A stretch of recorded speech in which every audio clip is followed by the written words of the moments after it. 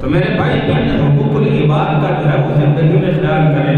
یہ سب سے بڑی جو ہے وہ عبادت ہے، سب سے بڑا جو ہے وہ عمل ہے جس کا ہم زندگی میں جو ہے وہ خیال نہیں کرتے. حقوق العباد کے متعلق کسی کی زمین غصب کی ہے، کسی کے پیسے کھائے ہیں، کسی کا حق کھایا ہے، کسی پر زیادتی کی ہے، یاد رکھیے حج کریں گے سارے گناہ معاف ہو جائیں گے، لیکن یہ حقوق العباد کے متعلق معافی نہیں.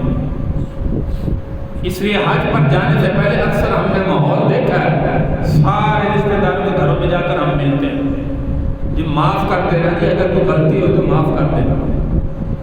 تو یہ میرے بھائی اپنی بیٹیاں اپنی بہنوں کے پاس بھی جا کر کہا کریں کہ معاف کر دیں، حق دینا اس کا حق ادا کریں، پھر معافی مانگیں.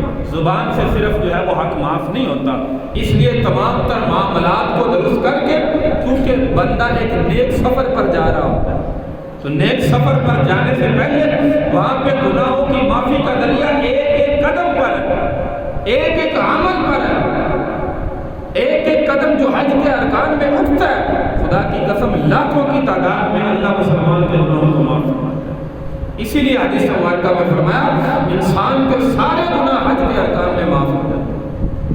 تو اس لیے میرے بھائی جانے سے پہلے یہ حقوق العباد کے متعلق بھی ذرا غور کیا کریں کہ ہم نے کسی کا حق لینا اس کے گھر میں جا کر ادا کریں. اگر ہمت نہیں ہے تو کہو جی واپس آ کر اگر زندگی رہی تو میں واپس آ کر انشاءاللہ جو ہے وہ ضرور دوں گا، مجھے معاف کرو. یہ میرے بھائی حج کے ارکان، قربانی کا عمل، یہ دو عبادتیں مسلمانوں کی ایسی ہیں جو اللہ تبارک و تعالیٰ نے ہم پر فرض اور واجب کی ہیں.